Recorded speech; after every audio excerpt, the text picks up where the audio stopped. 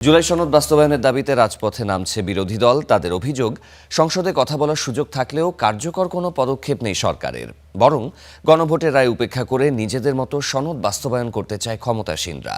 তাই দাবি আদায়ে মাঠের কর্মসূচির পথেই হাঁটতে চায় 11 দল। আরও জানাচ্ছেন মাজহারুল ইসলাম। কমিশনে জুলাই সনদ বাস্তবায়নের ব্যাপারে সকলের মধ্যে আলোচনা হয়েছিল। ত্রয়োদশ জাতীয় সংসদ অধিবেশনের প্রথম দিন থেকেই জুলাই সনদ বাস্তবায়ন নিয়ে সরব বিরোধী দল। সনদ বাস্তবায়নে সংসদে তর্ক বিতর্ক, পাল্টাপাল্টি অভিযোগ আর উত্তপ্ত বাক্য বিনিময়ের পর এবার নতুন কৌশল এগোচ্ছে বিরোধী দল। সংসদে আলোচনার পাশাপাশি রাজপথের কর্মসূচির মাধ্যমে সনদ বাস্তবায়নে সরকারকে চাপে রাখতে চায় 11 দল। আলোচনার টেবিল থেকে হঠাৎ কেন রাজপথের আন্দোলনে বিরোধীরা? সেই আলোচনা এখন তুঙ্গে। তাদের আন্দোলনের ধরনই বা কেমন হবে আছে সেই আলোচনাও। বিরোধীদের অভিযোগ, সনদ নিয়ে সংসদে আলোচনা হলেও সরকার ক্ষমতা বলে জনরায়কে অস্বীকার করার চেষ্টা করছে।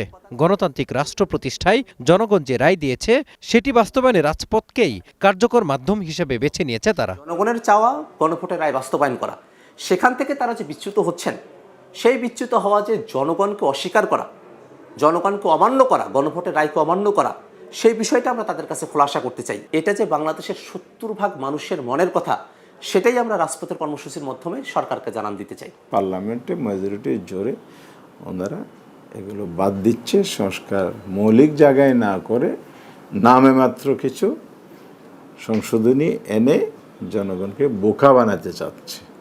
তা আমরা তো বিরোধী দল, সংসদে প্রধান বিরোধী দলের দায়িত্বই হচ্ছে সরকার যদি ভুল পথে হাঁটে তাকে রাইট ট্র্যাকে নিয়ে আসা।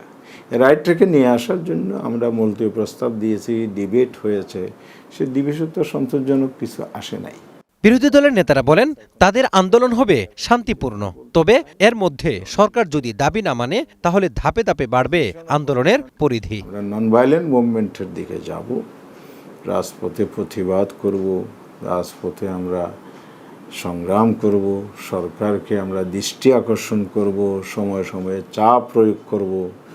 আমাদের দলীয় স্বার্থ নয়, জনগণের স্বার্থে সভা সেমিনার করব, আমরা রাজপথের আমরা কর্মসূচি করব, কিন্তু এই প্রত্যেকটা জিনিস আমরা সরকারকে তাদের উপলব্ধির জন্য জনগণের পক্ষ থেকে যে মেসেজ, সেটা পৌঁছানোর জন্য আমরা করতে চাই। দাবি আদায়ে জাতীয় সংসদেও নিজেদের শক্ত অবস্থান তুলে ধরবে বলেও জানান বিরোধী দলের সংসদ সদস্যরা। 70% মানুষ জুলাই সনদের পক্ষে, সুতরাং সংসদে আলোচনার পাশাপাশি রাজপথে 70% মানুষকে নিয়ে আমরা আছি, ছিলাম, আছি, থাকব। এবং আমাদের বার্তা পরিষ্কার, জুলাই সনদ অক্ষরে অক্ষরে দাড়ি কমা সহ যেভাবে গণভোটে গিয়েছে সেভাবে সেটাকে বাস্তবায়ন করতে হবে। সংবিধান সংস্কার পরিষদের অধিবেশন আহ্বান করার সময়টা এখনো সরকারের হাতে আছে।